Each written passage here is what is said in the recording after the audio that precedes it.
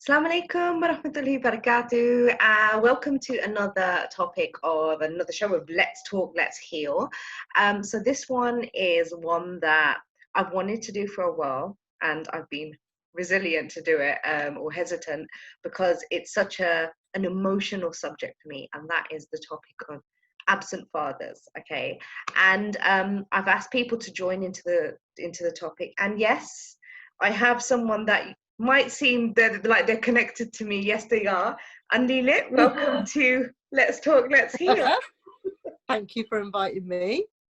Yes, so yes, we are cousins. Let's just clear that out of the way. Let's get the elephant out of the room, yeah. But yeah, thank you so much for coming on, because obviously it's a really sensitive topic. And it's one that I'm really encouraging people to talk about, because I think that it really affects us as women, as mothers, and it's a heavy topic, and I don't know about you, but I wish that there was more discussion on it, because at times when you do want to delve into a pot and be like, what do I do in this situation, Yeah. there's just nothing out there, so tell us a little bit about your background. What do you feel about absent fathers? What does it mean? So I think when people bring up the topic, you're immediately sort of made out to be like a bit of a bajari. Do you know what I mean? Oh, poor her, single parent. Yeah. And actually, when it happens, I've been single parent to my daughter since she was born. Mm-hmm. So her biological father decided that he didn't want to be a dad. Sometimes he wanted to be one, sometimes he didn't want to be one. But essentially, I was left on my own with her from birth. And so initially, you do start partaking a little bit in that pity party, and you do start to feel like a bit of a bajari, if you like. Yeah. But throughout my journey, I've actually realised that I'm in a much more fortunate situation, actually, because when I listen to my friends or my family, where there's a two-parent family and you've got the two parents arguing about parenting styles, arguing about what the kids can eat, what they can't eat, what they should do, what they shouldn't do, and I think as single parents we don't have that, because it is just you and your children. So I then had to have a mindset change, actually. I was quite fed up with this whole pity party that was going on, and I thought I don't want to live like this, and what I don't want my daughter to feel is that in some way she's missed out, or she's not enough, or she hasn't had enough. So I then made a conscious effort to we used to live in a different town to where we live now, so I made a conscious effort to pick up and move, and I moved closer to the family, so she would have a better relationship with my dad, her granddad, my brother, his kids. So I moved closer to the family, so she had a network around her.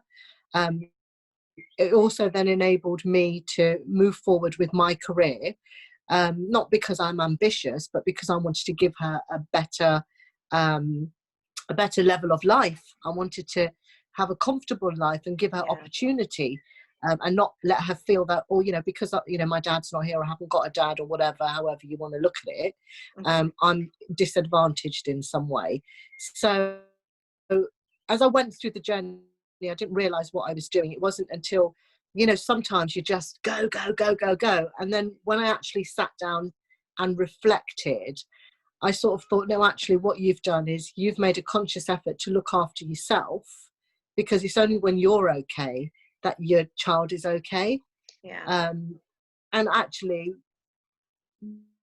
we are quite fortunate that that particular individual is absent. Mm-hmm. Now, you make it sound pretty easy, okay? It's not you've gone through the point of, how you were judged by, an abundance of people, a community. Yeah. And, I think that brings out its own set of problems in terms of your own self-esteem, you know. And what I'm trying to raise really, and I'm going off my own experience, you know, Yeah. is the fact that if we don't manage that state of mental, you know, the situation that we're in, you know, like feeling ashamed of who we are, this is where it Yeah. starts to affect the children. And this is the bit that Yeah. really upsets me, you know. And you know, what you're saying then, from what I've listened, is you found a solution, and the solution was that you created a support network, so that she didn't feel as lonely, you know, or feel left out, like she was missing out.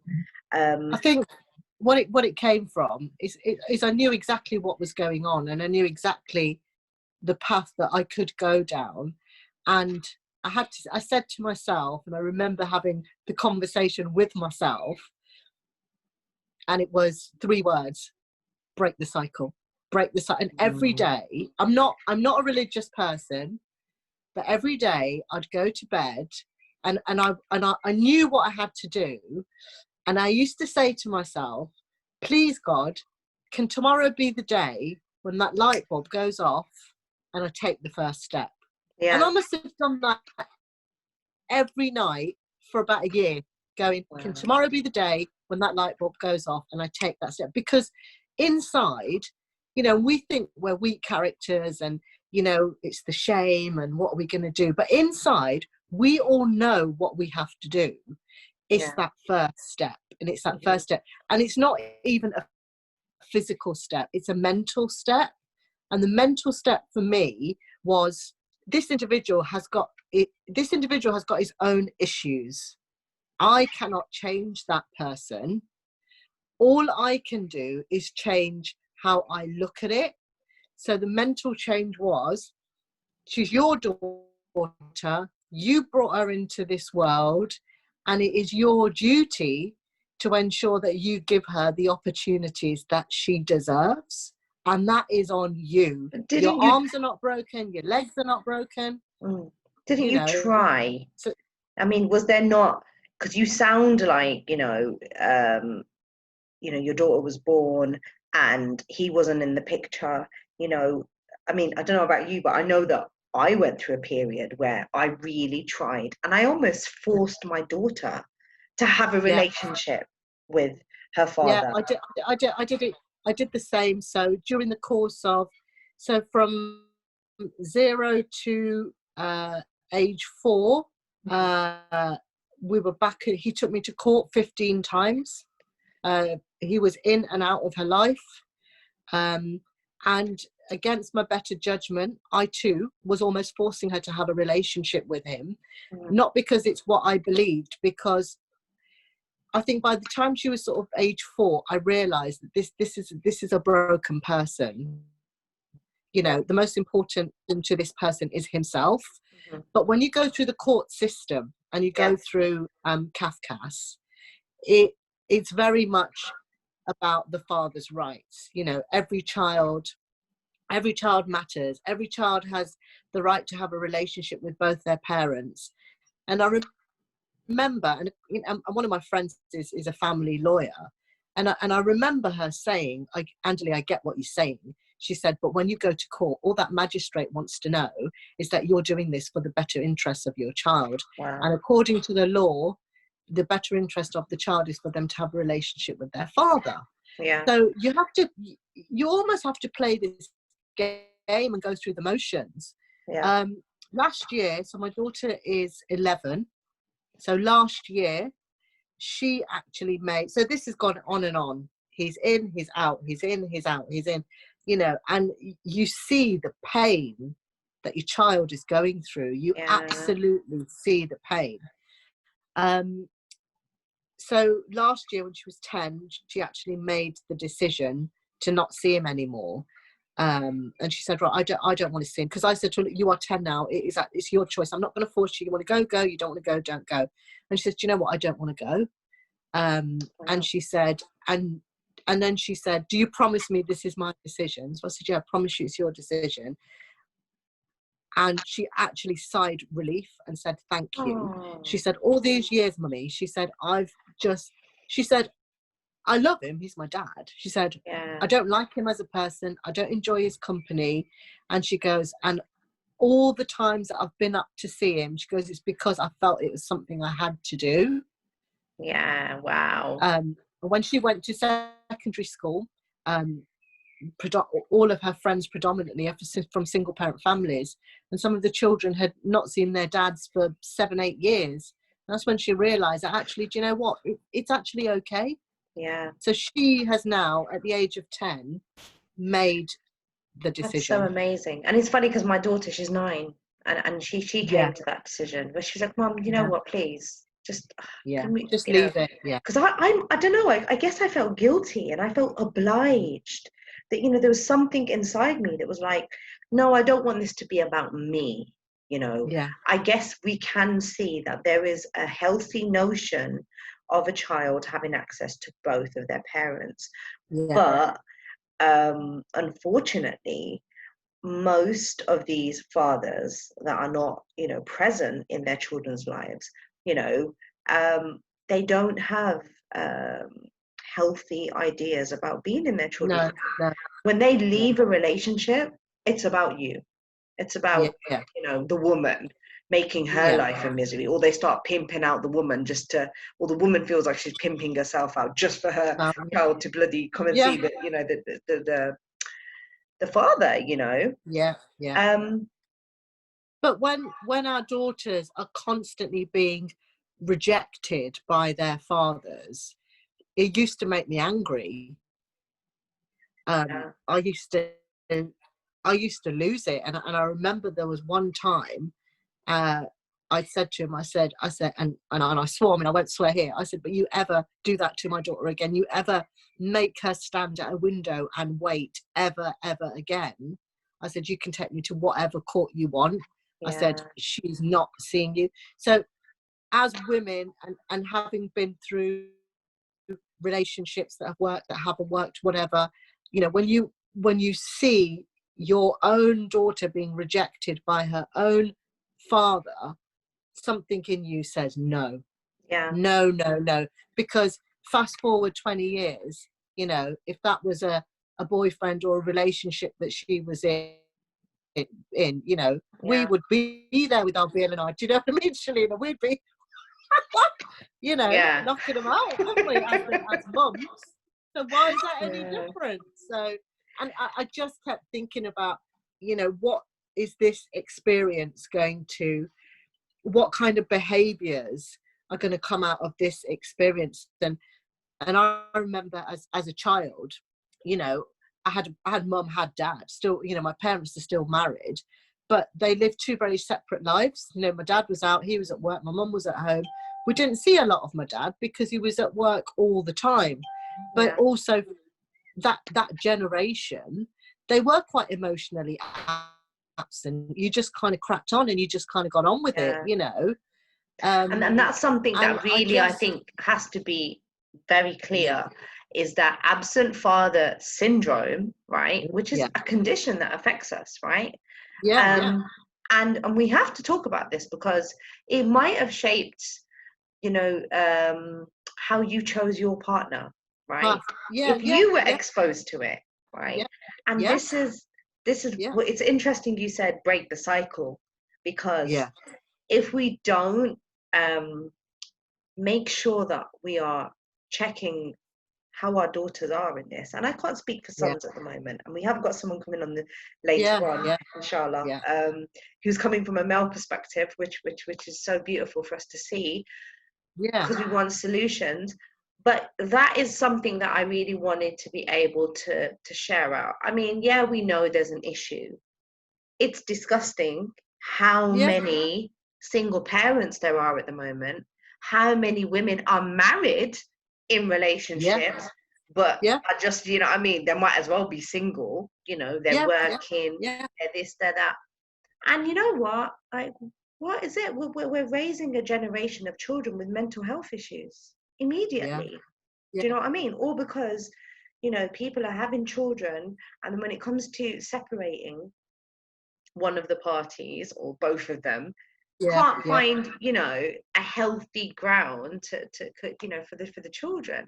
So, but so moving forward, then, would you say that there was someone in your family that took on, you know, a male role model, or had that kind of fatherly role in your daughter's life? Yeah. So my daughter's, she's very, very close to my dad. So he's a Okay. very different grandpa Than to he was to being a to father? than he was a dad. Yeah. Wow. So Okay. and I think it's healing all round for everybody. Do you know what I Yeah. mean? So she's very, very close to my dad. She's close to my mum, my sister, her cousins.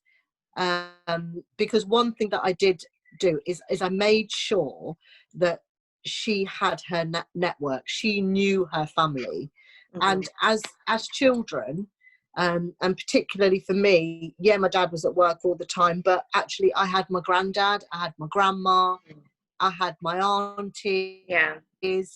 I had you guys. You know, I was there for the summer holidays, so Mm. we actually had our networks. We had our family.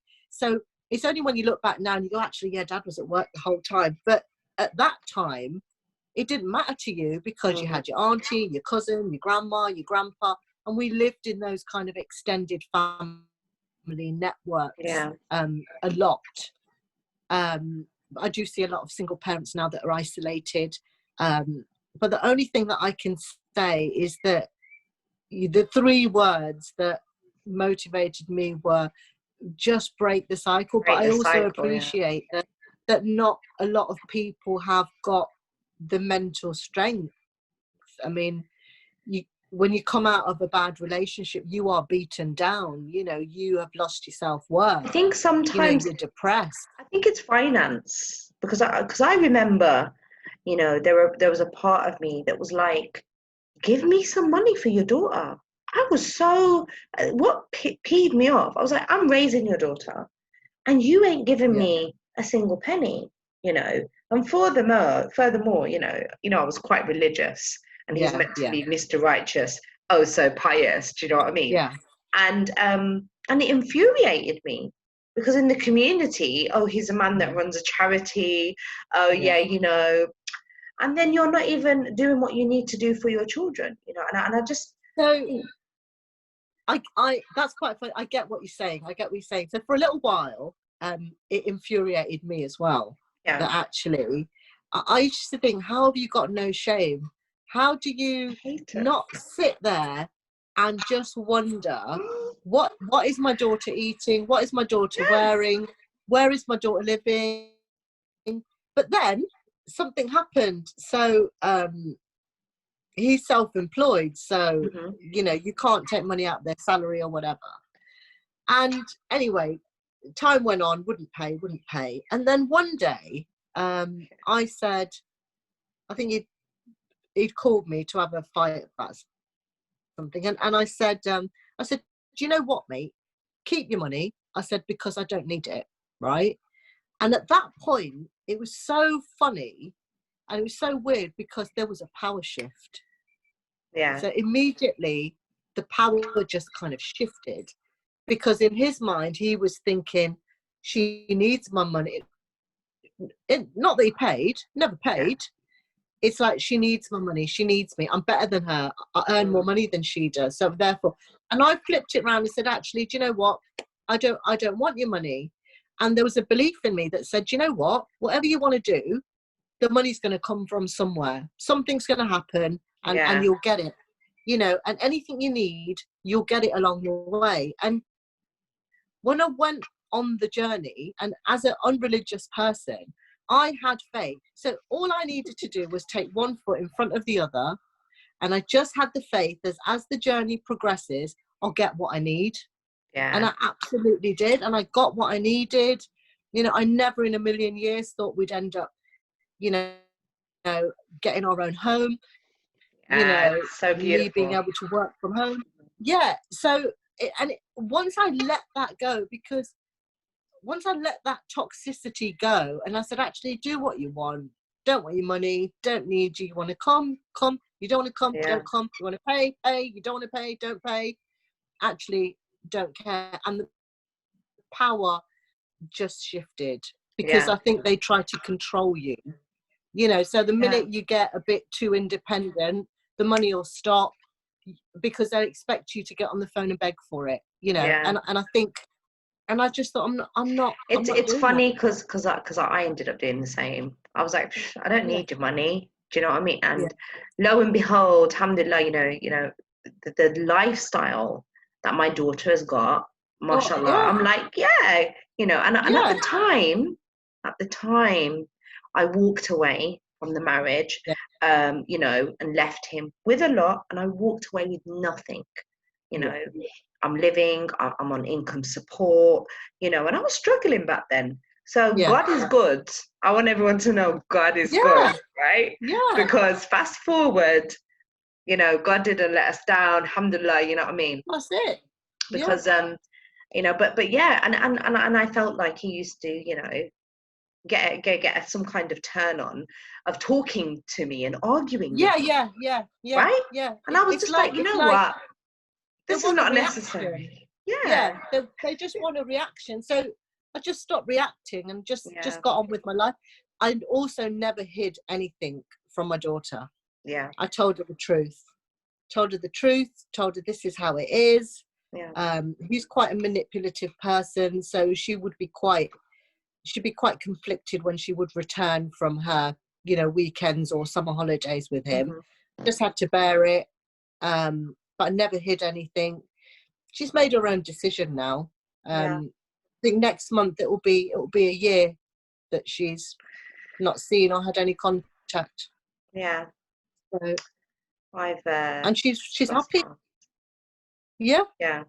But I it's had to amazing how block. resilient they are. I had to block him because Yeah. when I left the phone open and for communication and access, Yeah. I would get messages about a charity. Please give money to a charity, and I couldn't breathe. I'm like, I couldn't breathe. Yeah. How No, dare you? I just don't. Yeah. I couldn't But contain it. I was like, I gotta block you because this is just not good for my health. No messages, how you doing? You yeah, know, I was like, you know what? So may Allah forgive me, but that was it. And when she was like, "Mommy, please stop," I was like, yeah, "Really?" That's my cue. yeah. Finished. You know what I Because mean? they're resilient. But I think we also do have to prepare ourselves for the fact that in the future Hmm. they probably will link back in. Yeah. They probably will develop a healthy relationship with their fathers, and we probably will spit blood at the time, but it's their journey now. It's their life, So and I know it will happen. hopefully you're going to enjoy the rest of the show, inshallah, because I have someone that's coming in Okay, let's go. from that Okay, perspective, right? okay. So thank you so much for all of Thank your you. input. Really, Thank you. you've been honest, and I always pray that this is why I say let's talk, let's heal, because I think that it's a healing when we start to talk about these things, Yeah, yeah. and people realize that, number one, it's nothing to be ashamed of. As you said, No. that is something that we have to Yeah, grow with and become yeah. comfortable with for our kids, for our own mental well-being, because it's not healthy for any children to be raised No, by a mom that's just like, you know what I no. mean? Shut up! And you know what? I know. And do you know what? I truly believe that our daughters are going to achieve something extraordinary when they're older, and maybe they had to go through this Yeah, to become who they're meant to be. I do. yeah, I believe it. But absolutely. thank you. Thank God is you. good. No problem. Thank you for coming on. Okay, all the best. Okay. Bye. Okay, bye. Okay, so that was Andli Litt. We now have another guest with me. I should have, let's see. Sana and Hakim. Assalamu alaikum. Assalamu alaikum. Welcome, salam, sister. How are you? Alhamdulillah. Long time no see. Yes, long time no see. So we're talking about absent fathers, and you caught my video on Facebook Live earlier and was like telling me about your situation and that you would love to share it. And I was like, yes, of course. But before we get into it, I'm interested because obviously when I last interviewed you, you was young and single, mashallah. And I now, was probably what, like 17 or 18? yes, probably, I don't know. I don't even, I've lost count how many years ago it was. No, it was after uni, so I was 21. I'm 20. Yeah. I'm gonna turn 28 next month now. Oh, gonna make me feel old now. So how did you two meet? Uh-oh. You can go. You always like telling the story. So we always take turns telling the story. That's what it is. Okay. So we actually met through the Muslim marriage app called Musmatch, and we just had our 4th wedding anniversary last month. Alhamdulillah. Mashallah. Oh, that's nice. So you're Yeah. a successful couple via an app. I haven't heard of that Yeah. app. Clearly, I'm out of the game now. So, well, that's nice. That's nice to hear, and I'm sure people need to know that nowadays with apps being the way to find your other half. Yeah, definitely is such an upgrade from like Pure Matrimony and Shali.com and all those other sites that you see around. Yeah. So, who wants to go first? Sana? I'll go first. I've been thinking about this all day, to be honest. Really? Okay. Yeah. What's your experience with absent fathers? How do you think it's affected you? How do you think it's affected you? So the whole situation made me and my brother grow up really, really quickly. And I remember when my parents brought us into their room and they asked us who they wanted to stay with. And I didn't realize what kind of decision I was making. And my brother said he wanted to stay with my mom. And I literally just copied him. It wasn't that I didn't love my dad and I didn't want to not see him again. It was just like, I don't know what to do. Let me just copy my other brother, and I don't know what's going to happen. I didn't know that meant getting on a plane to England for good, and having a whole new life without seeing my dad and without ever having a solid relationship with him ever again, for many years at least. Yeah. So, and now I'm at a point where I kind of look back on all of these situations in hindsight, with a more mature mind, with a more understanding of how people are and how the world is. I'm married myself as well now, so I know what that marriage relationship is like as well, and how kids should fit into the equation. So me and my brother were kind of, in a way, probably we're still kind of put in the middle between my parents' issues. So the reason I didn't have a relationship with my dad, I feel, is because we were, my dad's problem with us was my dad's problem with my mom. Okay. And obviously where we were quite small and she was raising us with a certain mindset and a certain way of sort of thinking about my dad. Like she gave us a certain way, a different personality to what he actually is, but we didn't have that chance to get to know his personality because we didn't grow up with him. So we kind of had this image that, he's very controlling and he's very strict and he doesn't give you any freedoms. He keeps you quite sheltered. Like I wasn't allowed to go on school trips and things like that. Whereas now I kind of realized that my dad just really valued the family unit. I have a much bigger family in America. So he would rather, if we went to a theme park or we went on a trip outside the city or something, that it'd be with our family. And that was it.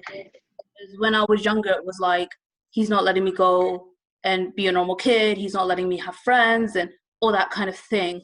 So I understand that you actually now have actually, you said he's a lot more involved in your life now, right? Yeah, alhamdulillah. So I reconnected with him sometime last year, was it? So I No, think it's 2 been years over a ago. year, yeah. So a few things happened where it kind of pulled us back together. Mm-hmm. The first thing was when my granddad passed away in America. And when that happened, I only found out on Facebook. Like, none of my family called me to tell me or anything. And I'd always used to video call my granddad, my father. And I talked to him recently. Like, it's not even like I kept out of touch with him. Yeah. And one of my aunts told me, she grew up with my dad, so she kind of knows him a little bit more because they grew up in Pakistan rather than her knowing my mom as much because she grew up here. So she was sort of advising me that, you know, I know you're angry that nobody's called you and nobody's told you, but you do have a duty to kind of call your dad. So I was like, I kind of thought over it for a while because I decided not to speak to him for a really long time because he got remarried in Pakistan without me knowing as well. Mm-hmm. But I was like, you know what? It's about my granddad, and he's the head of the family, and the family has really broken down over that. So I gave him a call, and I've never heard him that vulnerable in my life ever. Yeah. And he kept telling me that, you know, I'm all alone. And I'm like, you have kids here, you know, who still think about you and, you know, who still want to have a relationship with you, and it could still work, and we could still see each other and keep in touch with each other. Like, there's no reason for you to feel like that. And I wasn't entirely sure why he felt like that, because he should know all the efforts that I've made to go and see him in America for all these years, where my mom and my brother sort of given up. Like, at least if he did call me ever, not, I wasn't calling him, but if he ever called me, I wouldn't not pick up the phone, So you know? that's interesting because, and no disrespect to your mum, but I'm just going to say it like it is, Yeah, you know. But it's yeah. interesting because it would seem that, you know, your mum was a very strong character, and Yeah. she almost broke him down, where he was like, it's too overwhelming. I can't deal with this so much that I just can't deal with anything, because he would have to speak to her, This is and what I realized as well. it's I easy. realized how different their personalities were when I started talking to my dad again and telling him about all these situations. And I was telling him, like, why did this happen and why did that happen? Why didn't you do this? And, you know, why didn't you tell me this at the time so I could understand? And things like that. And like, both of my parents have been depressed over these years, you know. But the difference is my mom would kind of talk to everybody about it and go in really big detail, and she wouldn't really get over it. She'd keep reliving the past. Mm, Whereas my dad, he would just shut off, be like, I don't want to talk about that. That was a really depressing part of my yeah. life. I'm moving forward. And I think that's also been fueled because he got remarried and he was able to kind of find somebody that makes him happier now. I mean, for many years he's been alone. You know, he has had his own struggles as well. He was my granddad was the only person that was living with him when he passed Wow. away. So So that's that's kind of why he kind of felt alone and all that as well.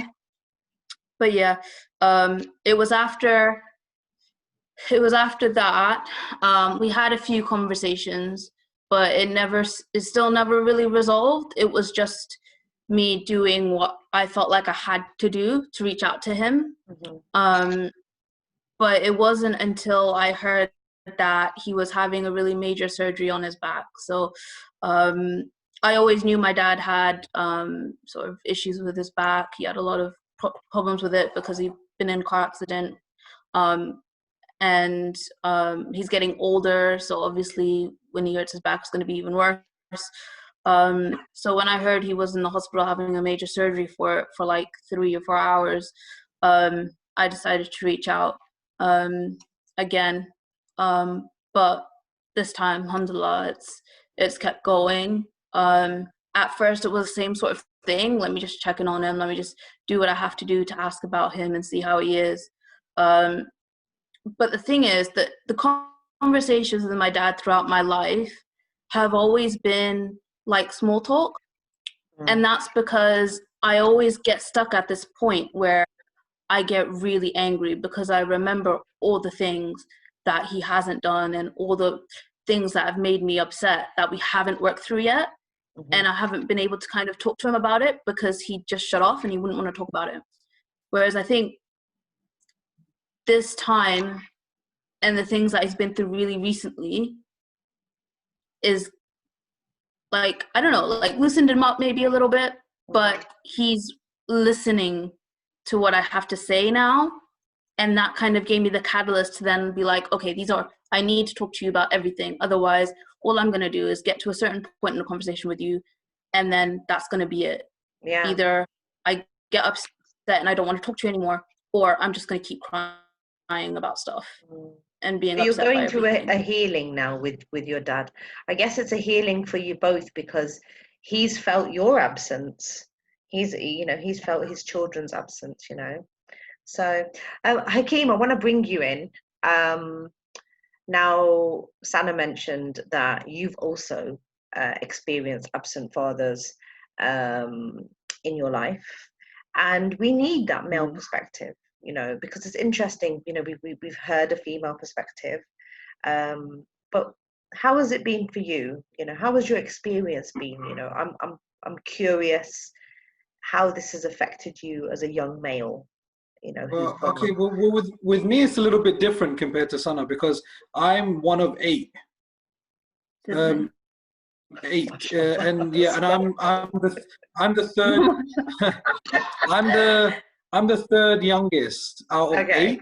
Yeah. And so I've got one younger brother, one younger sister, and my dad is from Pakistan. My mom is from the Caribbean. So there was a culture difference there, and yeah, and for a long time. Because like we have quite a big family, we didn't I didn't know my cousins very well on either side, either my dad's side or my mom's side, because we were just separated. We were segregated from the rest of the family. And my mom used to work, and then when they got married, she had 8 kids, so she was a housewife, and my dad was the breadwinner. Now he left. My younger brother was 1 when he left. And when he left, he took all of my elder siblings with him. So all of my elder siblings, I mean, they followed him because in my mind, they followed the money because he had all the money. My mom didn't have any. And all of them followed him. So it was me, my younger sister, younger brother who was in the house. And yeah, so I was 10 or 11 when he left. So it was around 2001, 2009, I was 9, 10, so 2000, 2001. And I had a younger brother who was 1, and I had a younger sister who's 3 years younger than me, so 7 or 8 at the time. Yeah. And when he left, I mean, maybe it was a bit different because when he left, he still had more than half of his kids with him. So maybe he didn't feel it as much as, for instance, Sana's dad probably felt it because he didn't have any of his kids with him. Yeah. So maybe I don't understand it because I don't understand how we could do it, like leave, especially the youngest. My younger brother was 1 when he left. Now my younger brother's 19. You mean like leave and then don't check for you, don't check. Yeah. That was it. Yeah, and I'm not ashamed. Like I'm not ashamed to say that we were broke. Like we were poor. We were poverty at a point because my mom was getting help from the government. I started working at 13 because we needed money. You're living in Tottenham as well. And I was living in Tottenham. I was in London, so it was expensive, and at the time there weren't no free travel on the bus for kids. So to get to school, you had to pay to get to school, or there were times where you had to walk. And I lived in North London, went to school in East London, so I had to. It was very far away, and with my dad it was different because I have an older brother, so I have 5 sisters, 2 brothers, 1 older brother, 1 younger brother, 4 older sisters, 1 younger sister. So the 4 older sisters and the 1 older brother went with my dad, and that meant you had to look after your. That meant I was the became the oldest at 10 years old to my younger brother and younger sister. So it was like my younger brother. So today, I'm probably jumping the gun a bit. But so today, right? Fast forward, is your dad about?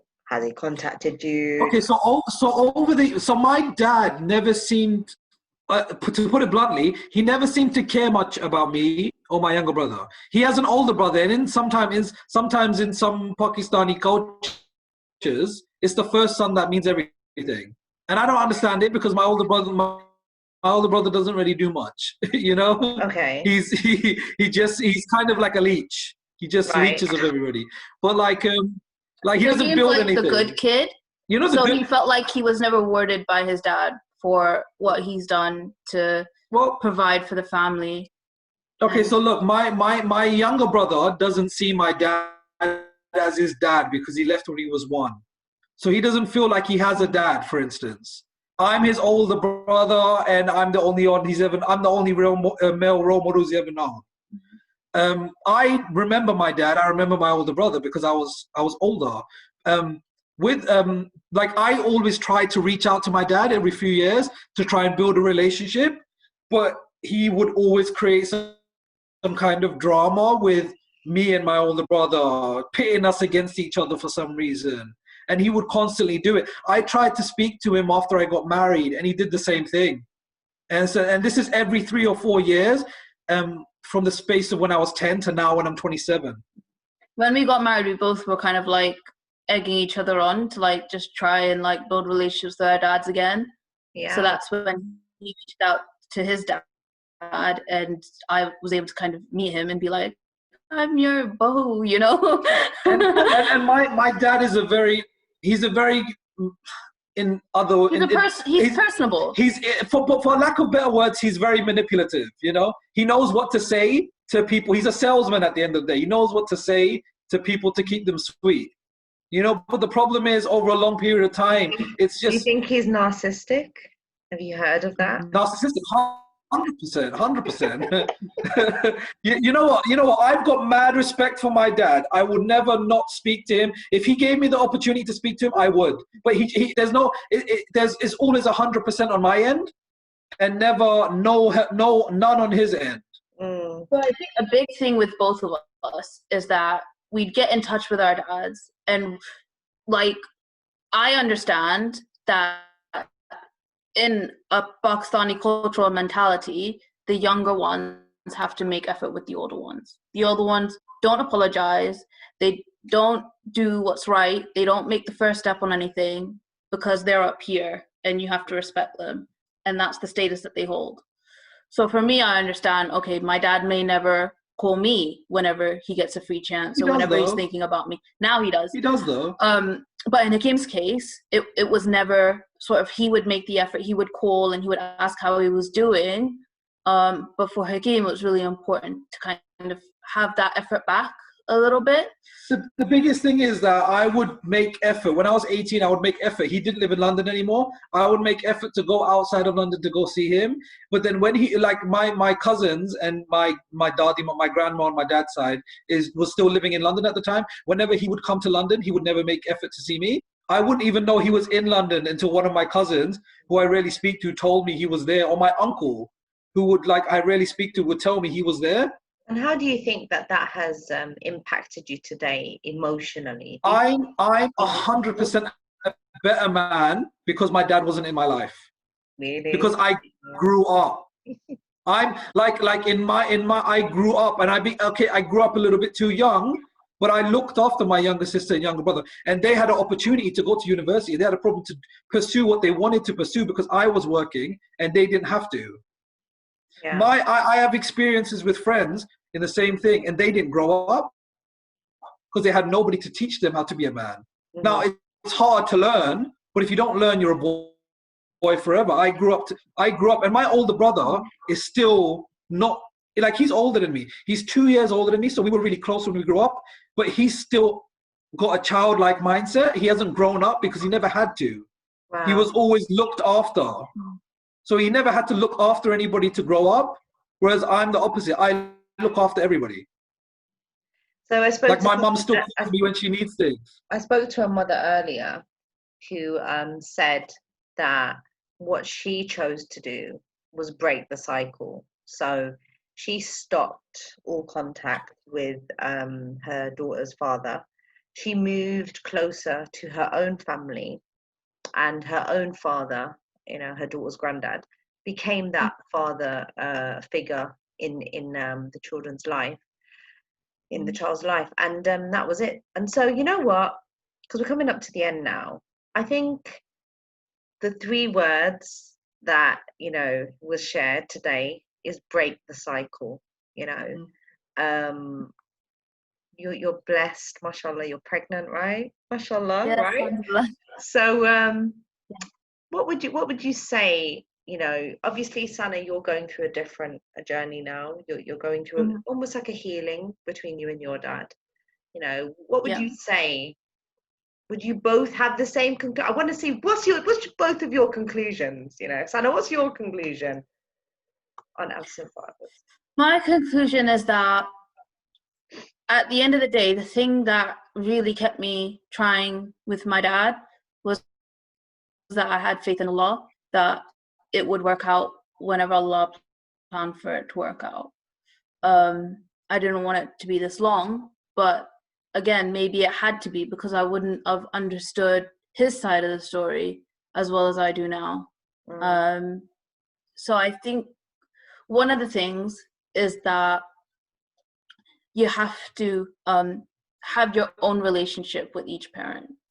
It's not going to be the same relationship, and you can't base your relationship off of what the other parent is expecting of her husband or his wife. Because there were times when my mom didn't think my dad was being a very involved father, and he wasn't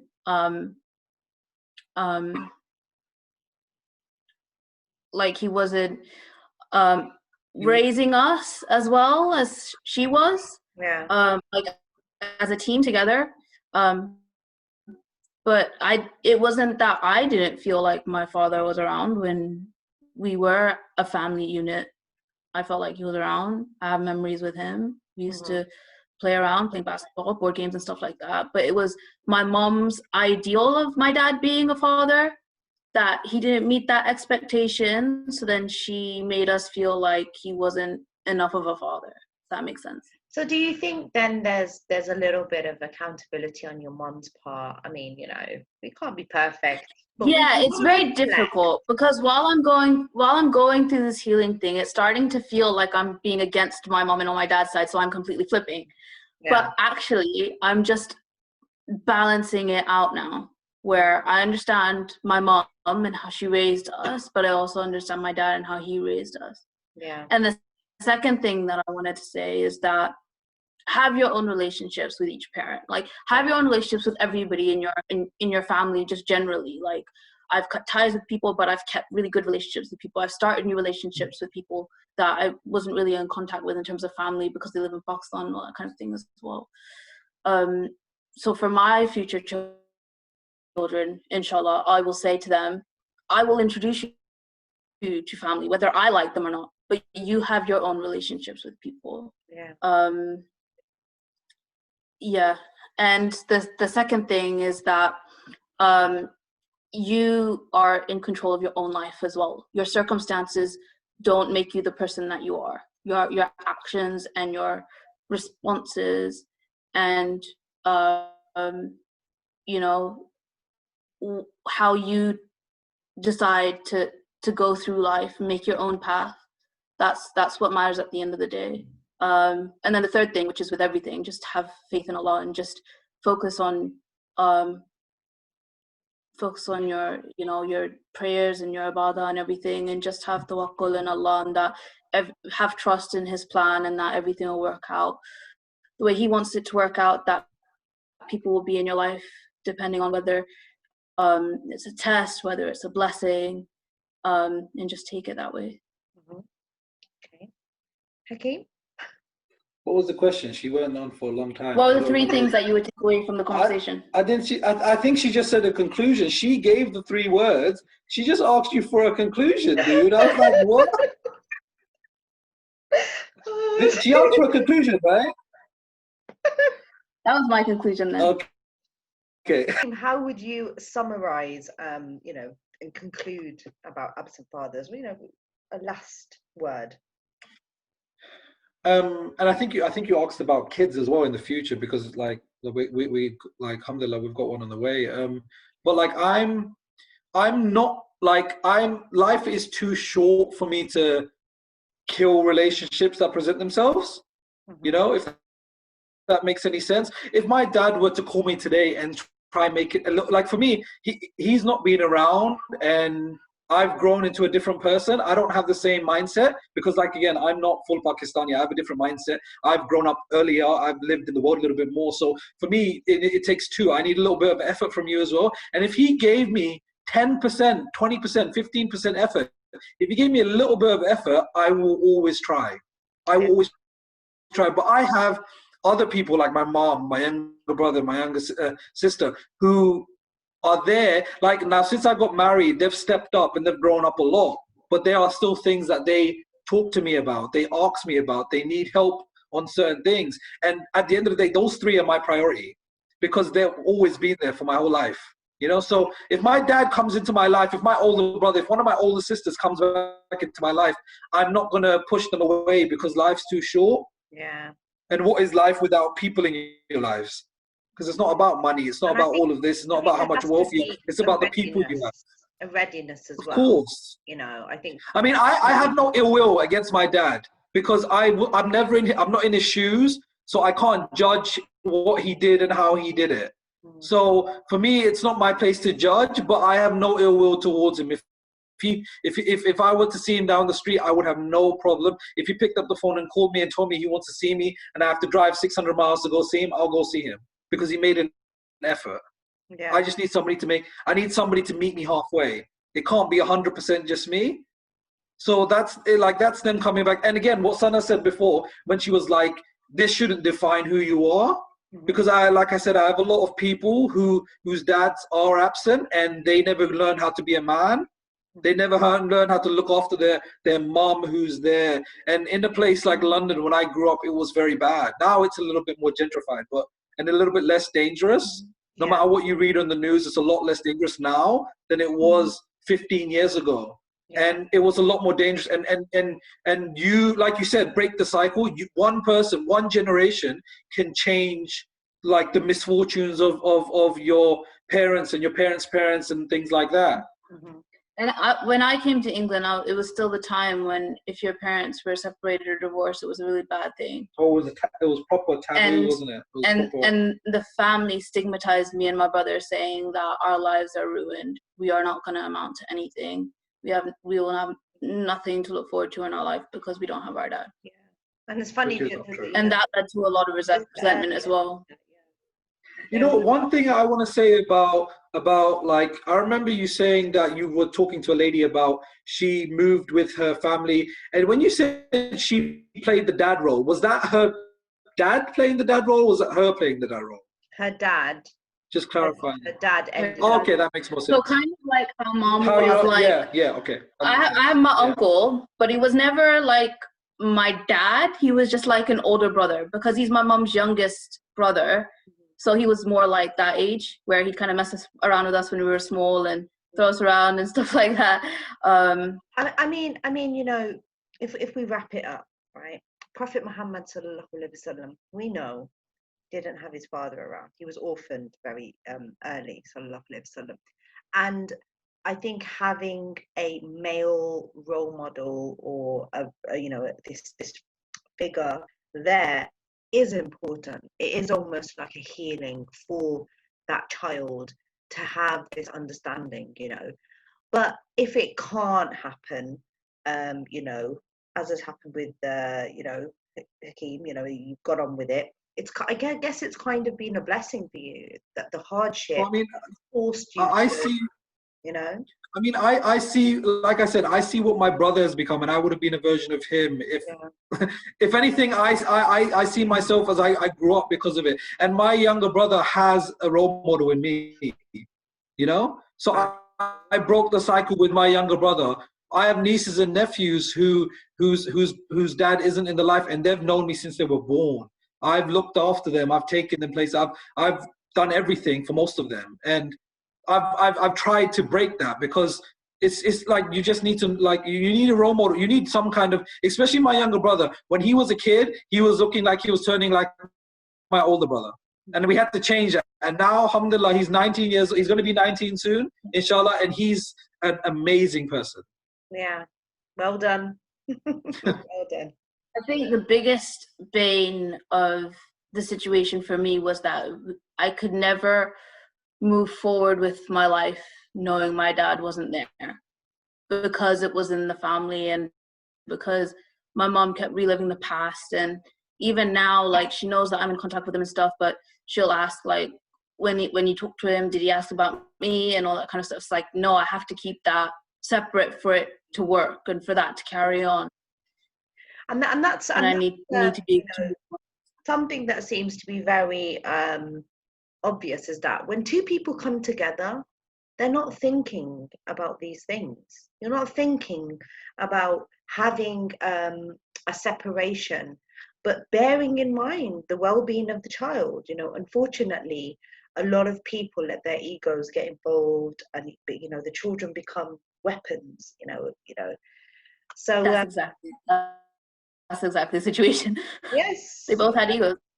Yeah, so it's a shame. I hope that things like this are addressed more in masjids anyway.